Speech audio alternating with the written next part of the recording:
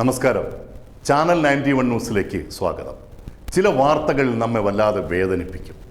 ചിലതൊക്കെ രാജ്യത്തിൻ്റെ തന്നെ വേദനയായി മാറും. ഇന്ത്യയുടെ അഭിമാനമായി ലോക നെറുകയിൽ എത്തി നിൽക്കുകയാണ് ഇസ്രോ. ഒന്നാം നിരയിലുള്ള വികസിത രാജ്യങ്ങളുടെ പല റോക്കറ്റ് വിക്ഷേപണങ്ങളും പരാജയപ്പെടുന്നിടത്താണ് ഇന്ത്യയുടെ സൂര്യശ്രമങ്ങൾ വരെ വിജയിച്ച് നമ്മുടെ സ്വന്തം ബഹിരാകാശ പേടകത്തിൽ നമ്മുടെ അഭിമാന താരങ്ങൾ ചന്ദ്രനിലേക്ക് പുറപ്പെടാനുള്ള തയ്യാറെടുപ്പുകൾ നടത്തിവരുന്നത്.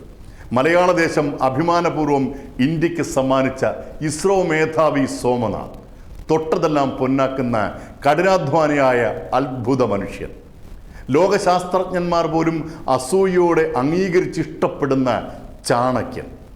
അദ്ദേഹത്തെ ക്യാൻസർ എന്ന മാരക രോഗം പിടികൂടിയിരിക്കുന്നു. അത് 140 കോടി ജനങ്ങളുടെയും തുല്യ വേദനയായി മാറുകയാണ്.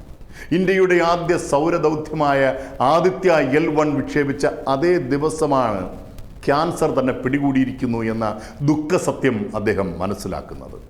ചന്ദ്രയാൻ മിഷൻ വിക്ഷേപണ വേളയിൽ സോമനാഥ് ക്യാൻസറിൻ്റെ വേദനകൾ അതികഠിനമായി അനുഭവിക്കുകയാണ്. പക്ഷെ അതൊക്കെയും സഹിച്ച് രാജ്യാഭിമാനത്തിനായി അദ്ദേഹം പ്രയത്നിച്ചുകൊണ്ടേയിരുന്നു. സെപ്റ്റംബർ 2-നാണ് ഇന്ത്യയുടെ അഭിമാനവും പേറി ആദിത്യ L1 സൂര്യനിലേക്ക് യാത്ര ആരംഭിച്ചത്. ഈ സമയം വേദന സഹിക്കാൻ കഴിയാത്ത അവസ്ഥയിൽ സോമനാഥ് സ്കാനിങ്ങിന് വിധേയനായി. അദ്ദേഹവും കുടുംബവും ഞെട്ടലോടെ രോഗാവസ്ഥയെക്കുറിച്ച് മനസ്സിലാക്കി.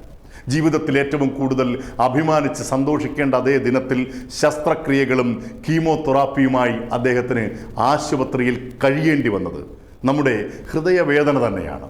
കേവലം 4 ദിവസം മാത്രം ആശുപത്രിയിൽ കഴിയാൻ സമ്മതിച്ച ഈ ഭാരതപുത്രൻ 5-ാം ദിനം മുതൽ ഇസ്രയേലിലെ തൻ്റെ ഭാരിച്ച ഉത്തരവാദിത്വങ്ങളിലേക്ക് തിരികെ എത്തി. നിലവിൽ അദ്ദേഹം തുടർ ചികിത്സയിലാണ്. ഏറ്റവും പ്രിയപ്പെട്ട സോമനാഥ്, അങ്ങയുടെ രോഗമുക്തിക്കായി 140 കോടി ജനങ്ങളുടെ പ്രാർത്ഥനയുണ്ട്. ഈ രാജ്യം മുഴുവൻ അങ്ങയിൽ അഭിമാനിക്കുന്നു.